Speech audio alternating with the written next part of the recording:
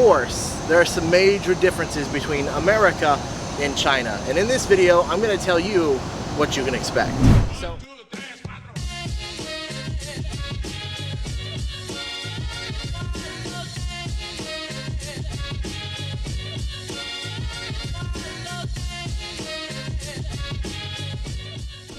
But number one, without a doubt, is of course for good, is the transportation. Transportation here in China is good. Now, if you're someone from like New York, if you're from Chicago like I am, or if you're from Los Angeles, or a city that you think has good transportation, public transportation, when you come here, you're gonna learn that public transportation in America is not nearly as good as you thought it was. Because here in China, the metro is great. The buses are great. If you have a bank account and you can use Didi on your phone, the Ubers, the Didis here are great. So public transportation, when you come here, is amazing. It's great. I can get anywhere in the city of Guangzhou here for less than $1, right? Whether it be the bus or the metro, it's gonna be less than $1, right? The number two thing is that China has people everywhere. Now, if you're from a small town or something and you come here for some action, you want to see some people, some things going on, there are people everywhere, including people that every time I make a video, they come and clean, right, and make noise behind me. But no, there are people everywhere here in China. If you're looking for action, you're gonna get it. There are destinations, right, that you can go and you'll see thousands and thousands and thousands of people in one place. And the number three is that there's an unlimited things to do here, right? As someone that has been here in this city of Guangzhou so long, for years I have strived and pushed myself to go do things that were different than before, to go new places in each district. But this city is so big that you can never really do everything here, right? If you're an outdoorsy person, my gosh, there's so many things to do. If you're an indoor person, there's so many things to do, right? China really has a lot of things to do. The number three thing that I want to talk about is living cheap in the city. Now, this is a big city, right? So I'm not gonna lie, to pay rent here, if you want to buy a house here, an apartment here, it is a little expensive. It's quite expensive, right? It's pretty much unaffordable for you unless you're a rich person, right? But when you rent here, it's not so terribly bad, right? You can get a really nice place in a big city like this for less than $1,000 a month. Now, I know you're thinking that, well, the $1,000 US is a lot, and it is. But the thing to understand is that this is the big city, right? This is Guangzhou. This is the capital city of here in Guangdong province. So the houses here are the most expensive, right? And if you want to live and not in the city center, it gets quite a bit cheaper. Me, I personally live in the city center, so I pay quite a bit more. But the other thing to understand is that everything else here is cheap, right? You can't really become poor here. It's just not possible. If you own a business like I do, you're gonna be rich here, right? If you are an English teacher here, you're gonna be pretty rich, right? You're gonna make a lot of money, right? If you basically just do any other job, really, you're gonna be pretty rich here, because the truth is it's all about the cost of living. If you wanna eat cheap Chinese food, again, you're gonna be rich, you know? That's just the way that it is. Everything here is pretty cheap, unless you wanna live your life as a foreigner here, then it can get a little expensive. But if you want, you can save a lot of money. I've saved tons of money every single month since coming here. So those are pretty much the good things that I can think of off the top of my head. Some of the bad things, right? Some of the things that you might not like so much. Number one is gonna be kind of the manners of people. You'll see people throw trash on the ground. You'll see people just like right in front of you, and it'll be young people even, and you'll be like, what is going on? But mostly of course the old people. But it's the manners, right? The cutting in line, right? You'll see that happening a lot. You'll be in line and then people will jump in front of you and you'll be like, what are you doing? You know, and it's just how it is here.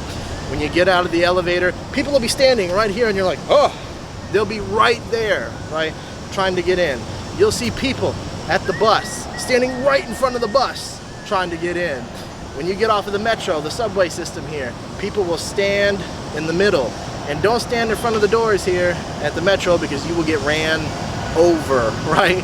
It's kind of a manner thing. So the manners here are a little poor, I'm not gonna lie. It's getting better, I think, but the manners here are a little poor. The other thing that I see here a lot in China is the way that people treat animals, right? People here treat animals a lot differently than we do in the West. In the West, an animal is like your friend, it's like your family, it's like your everything, right? You do everything to take care of this cat or this dog. Here in China, not so much. People here do eat dog, right? It is for real, that's not a joke. But most of all, like, people kind of treat their pets as like, oh, look at me, I got a dog, woo, right? That's kind of their thing here, is look at my beautiful white dog. And they parade it around the city, which I think is wrong. Chinese people quit buying these big dogs and like putting them in your little apartment. It's not cool. I've seen the little turtle that they put in the bag of water and the kids carrying it around. That's kind of weird. The turtle just dies. Yeah, animal cruelty here is for real. It's something that hasn't really gotten better over the years. That for sure. One of the other things I want to talk about is build quality. You know, you look at these buildings and they're big and they're beautiful from the outside, and they really are. They're beautiful buildings. China has a thing called face, right? Where everything on the outside is beautiful. It's such a beautiful country, beautiful city, right? But a lot of times the build quality, once you get to the inside here, is not so amazing, right? Even in my apartment, right? Over $1 million apartment, right? You'll notice that when they fixed it, before they sold it to us, that they kind of just painted over shit, right? That they didn't fix it right. That we knew that when we moved in, there were things that we had to fix right, because that's just the way that it is here in China. Build quality is not priority always, as much as it is just building it for as cheaply as possible and fixing it. One of the things that I really like to show people are the cheap houses here. There are cheap houses. Houses that look like they're falling down even though they're brand new. It's very real. Build quality here is not always top high end, right? The other thing that I want to talk about is the language barrier. You know, if you can't speak Chinese, you know, 如果你不会说中文, you're gonna have a hard time here in China if you can't speak Chinese. You know, because to be honest, there's not a lot of people that speak English here, right?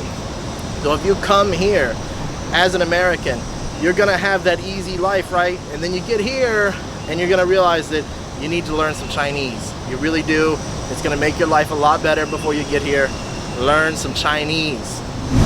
One of the other things, as an American, I love sports. Obviously, looking at me, I don't like playing sports, but I love watching sports, right? So I love watching American football. I love watching all of these different things like mixed martial arts and fighting. I love this stuff, right? But one of the things to understand is that sports here are kind of different than what we think of sports in the West, right? Like ping pong, and I'm sorry, Chinese people, that's not really sports to me. That's just boring, right? But sports culture here, where you gather around with your family, or you go out with your buddies and you guys hang out, right? You're not gonna have that so much here. It's just not a sports culture country. Sure, they play soccer, football, whatever you want to call it, but it's not very big. Now, a lot of people here do play basketball, like NBA. I love NBA, I love basketball, and that is something that you can talk to a lot of people about, but they kind of watch it themselves. They don't get together, right? They don't go and watch every game. They don't go to the games, because of course the NBA is not here, but they do have their own Chinese basketball team, and people still don't all go watch it all the time. So there's not a really big sports culture here, and for me, that's something I really miss about America, is the sports culture, right? The other thing I want to talk about is professionalism. Now, professionalism here is kind of strange. You go and you work for a company, and the management here kind of sucks. They're very untrained, right? Because there's so many people here in China that it's very easy that if you don't like someone, you fire them and you get someone new. So people are really untrained here, right? So that's something to understand, is that when you go to a restaurant, consider that if the service seems really poor, because it is, well, there's a reason, right? Because they're probably new. So I know that's a lot of things to consider. It seems like some of the bad things I'm just complaining, but it really is true. And come here to China, you'll enjoy it, you'll like it. Spend at least a year here, a couple of years here, and it'll really teach you things about the world, for sure. It really will, because China is so different from the rest of the world. So that's all I wanted to talk about in today's videos. You can check out some of my other videos on my channel if you want, and see more things about China. Like, comment, subscribe, and have a good day.